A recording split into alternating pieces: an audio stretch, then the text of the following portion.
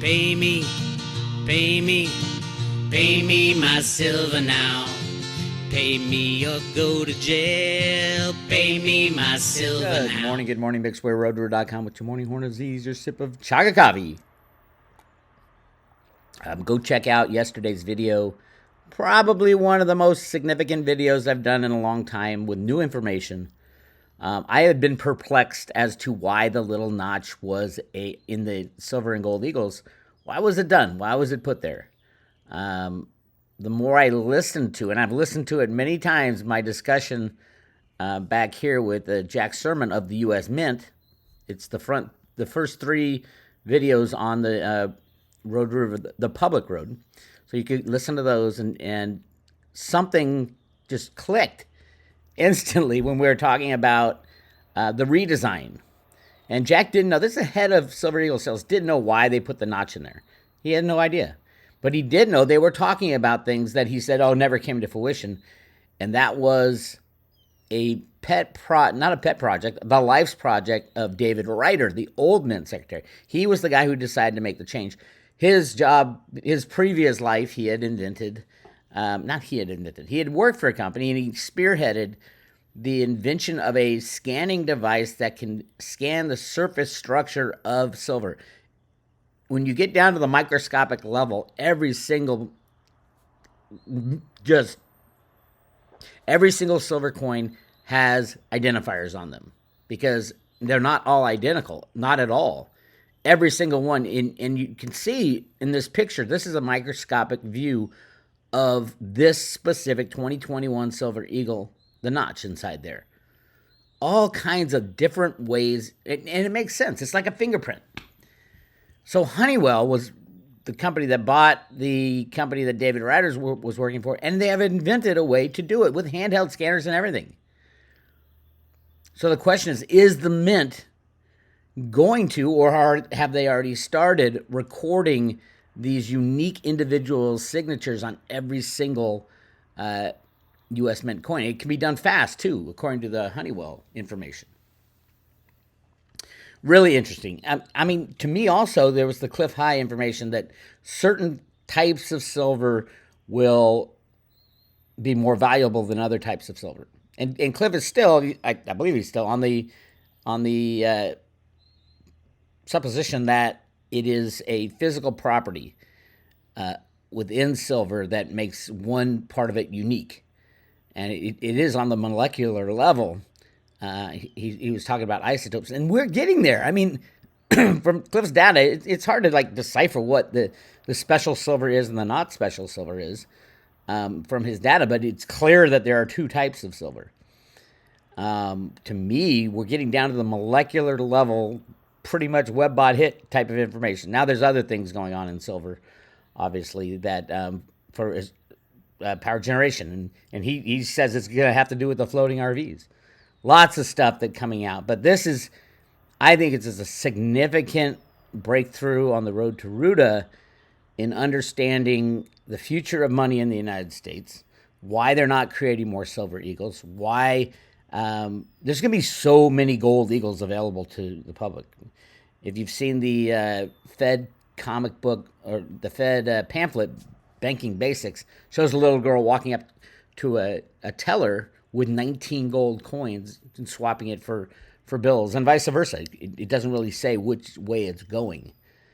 But to do that, you would need some kind of way to identify not only counterfeit potential stuff, but to be able to identify a specific ounce of silver as being allocated to this individual. And, by the way, we can put this significant, this unique identifier can be tokenized, obviously, probably NFT type of stuff, and it can be held at the U.S. Mint or at the U.S. Treasury and giving you electronic access to spin pieces and parts of that individual coin on your phone. Voila, problem solved. And that's David Ryder's entire life has been that type of work. How to make coins uncounterfeitable. This would I wouldn't say it's impossible to counterfeit this thing, but it's damn close to it. The actual DNA signature of the metal of each individual ounce. And it wouldn't make sense because they would have to do it to counterfeit it. They would have to make the exact same. It would cost so much to do something like that, and it would just count as one of the Silver Eagles. It doesn't make sense that they would even try to do it unless you can get into the database. So that database has to be secure. I would think, if I'm telling the U.S. Mint what I think they should do, that blockchain that it is stored on has to be a public blockchain. Now they can store it on the Bitcoin blockchain, the Litecoin blockchain. They can store it on the Theta blockchain with the NFTs.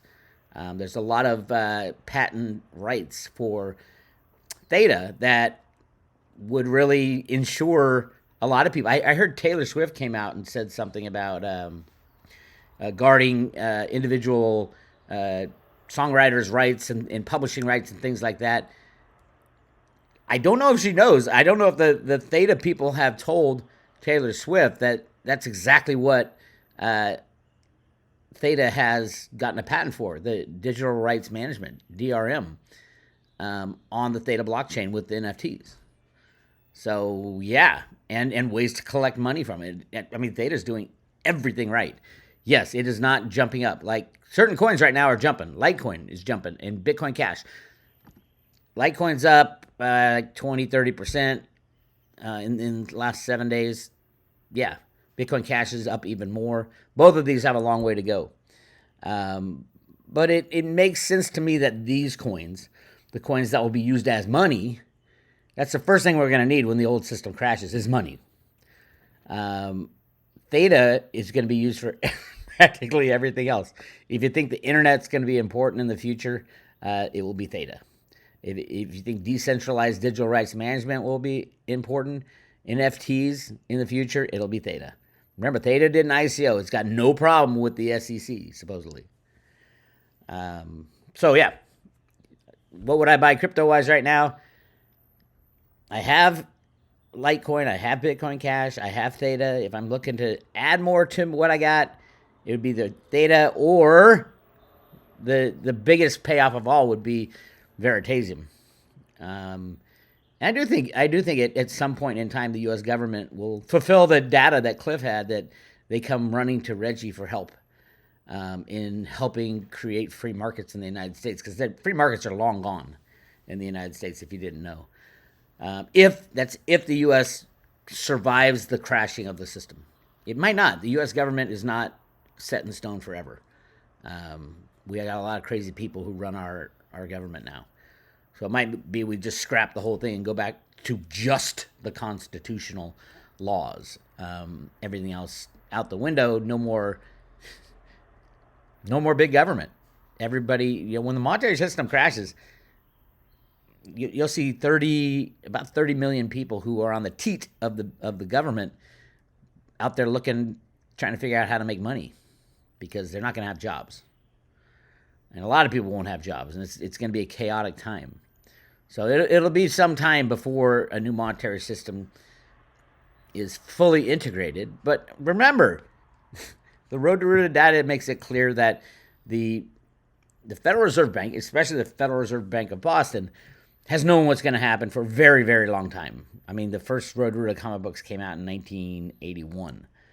And I believe it goes back all the way to the creation of the Fed.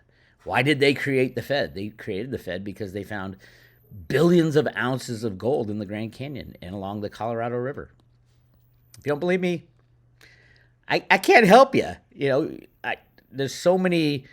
I've got so much research that I've done on this and posted on the road on the public and private road.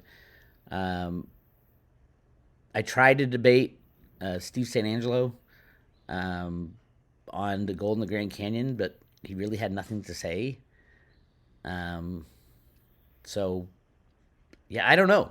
I'll debate anybody on it if you want to, but come with facts. Don't come with, because I was told type of thing. And I have found that a lot of the gold and silver bugs who refuse to admit to conspiracies, and they just don't follow the facts. A lot of my GATA friends did not dive in and research what I was saying about the amount of gold available. A lot of them got into silver later when Jim Sinclair said, oh my God, in a gold and silver bull run, that silver is the king. But obviously that hasn't been the case. Gold has gone up over 2.5 times its 1980 all-time high. Silver is less than one half of its all-time. That's how much more important silver is than gold. I don't think gold's all that important. It'll be a good use of gold. Money is a good use of gold because there's not a lot of other uses. And we have a hell of a lot of it. Hell of a lot of gold all over the United States, especially in California. Dianne Feinstein locked up, I think it's 41% of California is locked up and owned by the federal government. Most of that in the southern part are gold mines that they're just trying to hide.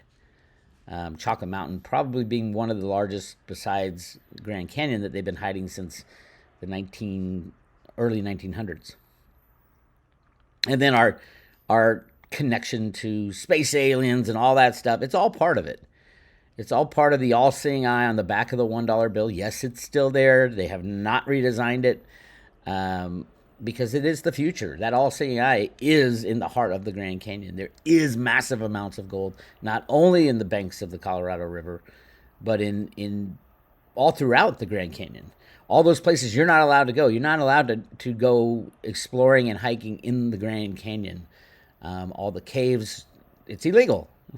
There's a law, believe it or not. And then regulations and the Parks Commission and all this stuff. And those of you who believe in Kincaid's Cave. Kincaid's Cave was a cave found in the early 1900s. It supposedly had all these offshoots. It was built by humans, but not, or built by intelligent beings, but probably not humans of the day. It had been abandoned. The guy had to climb up halfway up the cliff of the Grand Canyon to get in and all this stuff, and he found all these things. It has to do with the Hopi tradition and legends of the ant people came down and saved the Hopi from a cataclysm. And we know there has been many cataclysms in the United States. In the United States and all around the world. I know you're not allowed to know that type of history. Graham Hancock? Was it Graham Hancock? I think so. One of those guys.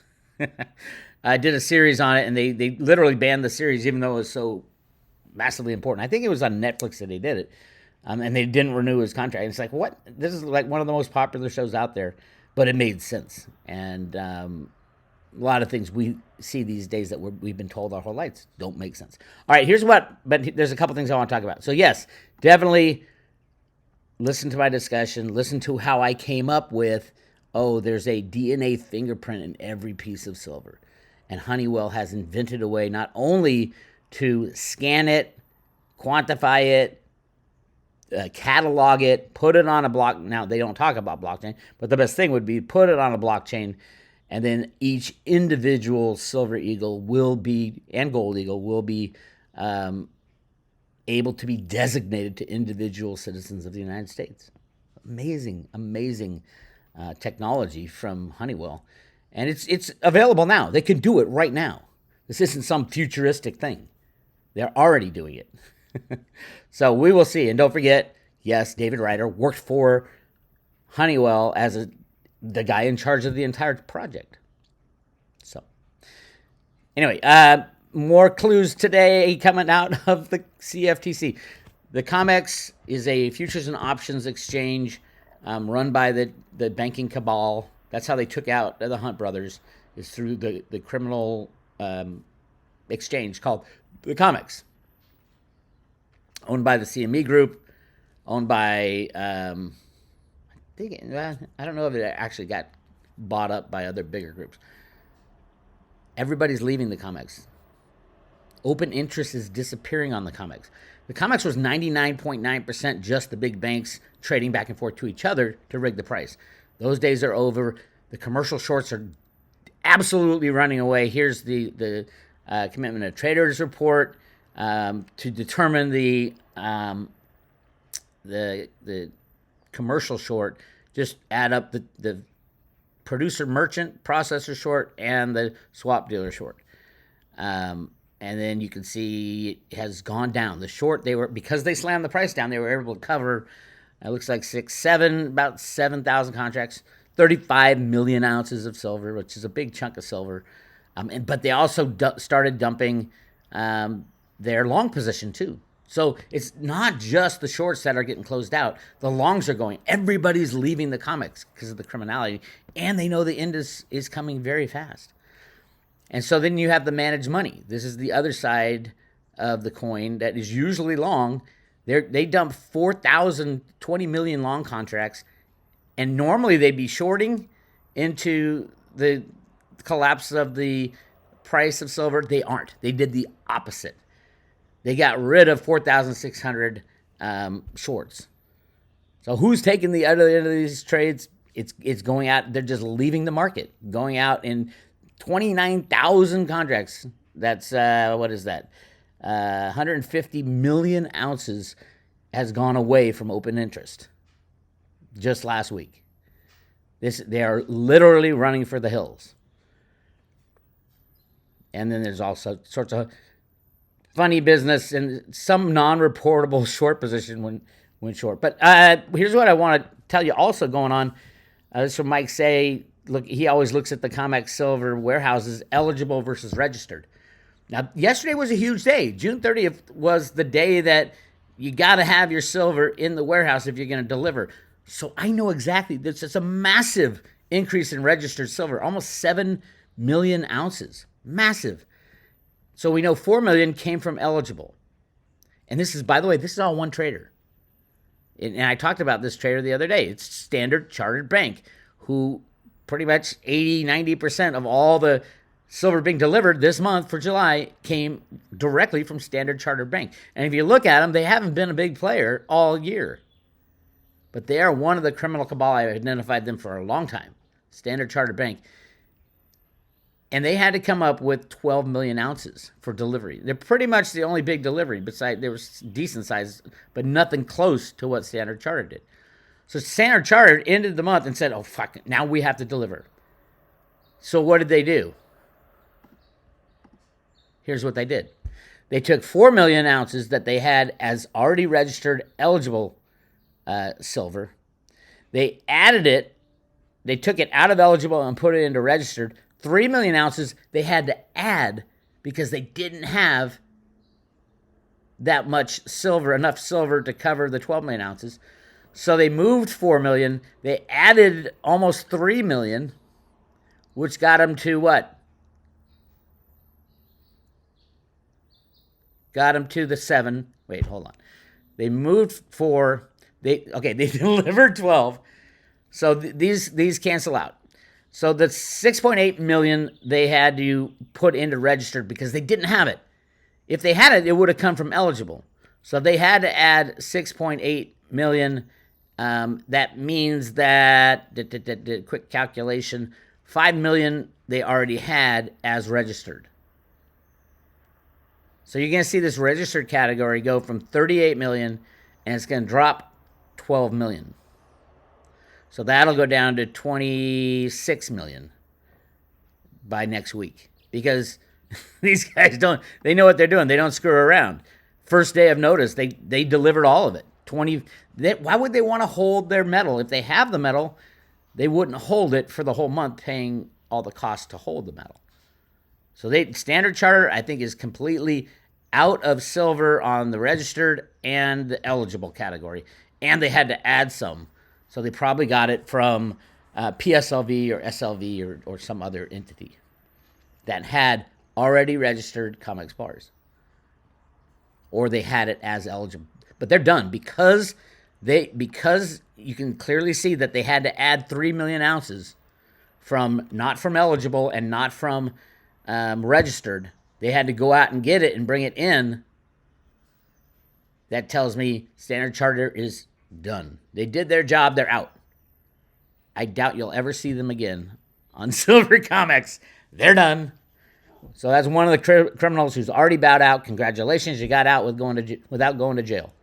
Good job. Anyway, yesterday, this is for delivery on the 5th. So there's Tuesday's the 4th of July, a holiday, very small. less than 200 contracts, 190 contracts. It's pretty much the majority of the silver has already been delivered, which you would expect. Although there are some still hanging out there, 627 contracts. I don't know who that is, but they haven't done anything with it yet, so they might not have it. Anyway, hope that makes sense. Standard Chartered, the big silver deliverer of physical silver of 12 million ounces, is now completely out of eligible and completely out of registered and probably completely out of any other holdings that they have, because they did have to bring in 2.8 million ounces.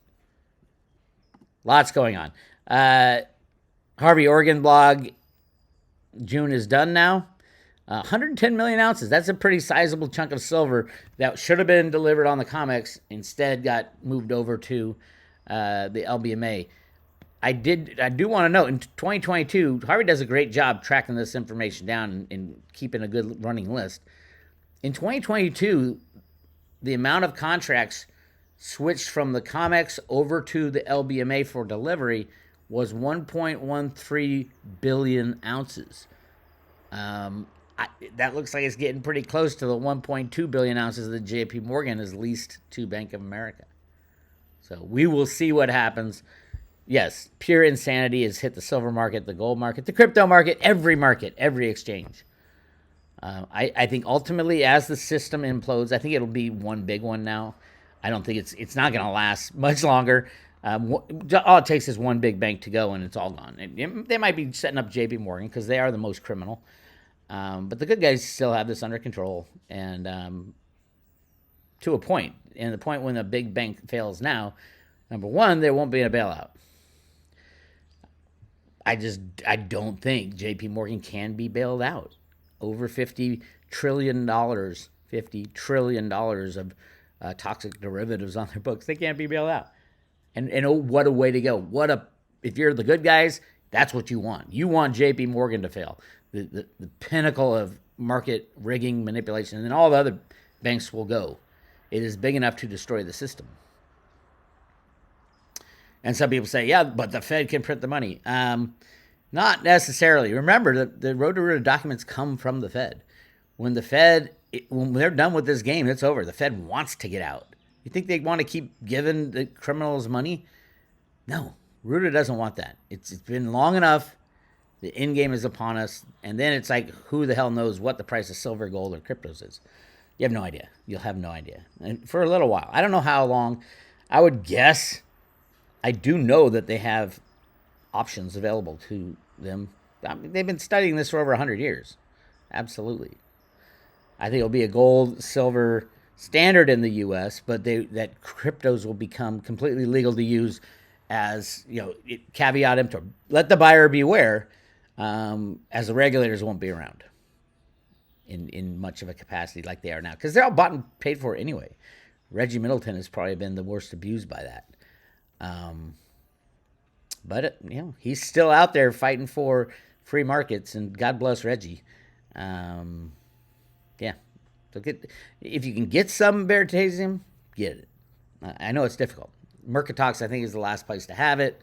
And if you go in there with $5,000, you're going to jump the price of veritasium up like double it. $10,000 is probably double the price of veritasium. It's just not traded. Which is really interesting because it's probably the most important crypto on the planet with the patent for CBDCs. I mean, literally, Reggie Middleton has an approved patent in the United States and two in Japan that gives him the patent on anything other than a standalone blockchain. Don't yell at me. Yell at Reggie. Some crypto people tried to yell at Reggie, and it's like, hey, I'll talk about it. You're just mad you didn't do what I did. I saw the future, and I patented it. And he should have been getting royalties for all these, especially the DeFi stuff. And CBDCs, absolutely. Central banks are going to own Reggie Middleton patents because it was his idea. The swapping of currencies for crypto is all in the Reggie patent. Very well written patent. Go check it out. Anyway, again, Litecoin doing great. Bitcoin. I don't really watch prices anymore, especially with cryptos. We're in the downside of a crypto market. There'll be a time when cryptos are booming. The banks and the SEC have made it very difficult to for the people, we the people, to get that have cash, physical cash, or fiat money to buy cryptos anymore. The banks are all shutting down the on ramps. We knew this was coming. We knew that the banks would do everything. They're going to make cryptos illegal, probably stupidly. Nobody's going to listen to them. And then after the system crashes, will they make silver illegal? I doubt it, but you never know. But I do think the U.S. is clearly going on to a gold and silver standard with what they're doing with the Silver Eagle program, which is great news. Now, non-silver eagle, non-gold eagle, how will those be valued? I don't know. Will sovereign coins of, for example, the UK or Canada or Australia, will those be worth more in the United States or less?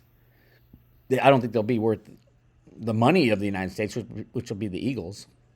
And all the U.S. Mint really is the only entity right now creating the true money of the United States, and has been. So yeah, pre-65 coinage, absolutely. That's the law, actually. The law is behind you on that, and they can't confiscate the money that they make. Now, Joe Biden can try to do whatever he wants, and he will, or the people running Joe Biden. Mind you, the crypto viewing guys have Joe Biden stepping aside this month. 2 of them got that in their monthly review of what the future news is. Wow. I don't think it's stepping aside as far as the president, because I don't think the good guys or the bad guys want Kamala in there. Not that she could do anything. It's just like Joe. It's like, what can he do? Nothing but destroy the reputation of the United States. But I do think he will probably step aside as far as running for office, running for president again. That's just the dumbest thing in the world. And probably Gavin Newsom will jump in there, and boy, does he have skeletons in his closet. Yeah, he's from a rich elite family in San Francisco. Bad news. Anyway, so if you're looking to buy something right now, obviously silver, you should be filled up to the gills with physical silver. And cryptos, yeah, I think Litecoin's like 350 to 1 to Bitcoin. It'll easily hit 8 to 1, in my opinion, when both are, declared by the SEC to be not securities. Yeah, you're going to see Bitcoin Cash run. You're going to see Litecoin run. But at some point, the biggest run will be either veritasium, which is all or nothing. If it's all, it's like, holy shit. Veritasium will be priced higher than Bitcoin, and right now it's trading at $15. But Theta is the future of so many things, and it is literally dying on the vine, as they say. And we've seen this before with Theta. And all of a sudden, people like to chase price. When the price of Theta is chased again, and it'll go up into the thousands, like Michelle White said, over time. Don't worry. Yeah, it's going to run real fast, and people say, oh, shit, I should have done more analysis on what Theta is and how it can change the world. So that's where I am. If you want a private road subscription, get access to all my stuff. I did post the Jenny Moonstone reading yesterday. Great stuff. Thank you, Jenny. Go to roadto.com, click on subscribe today, and we will send you this silver coin that I think this year will pay for the entire subscription anyway. And you'll have a great collector's item, hand-painted, individually numbered. Go check it out. This is Bix. I'll talk to you later.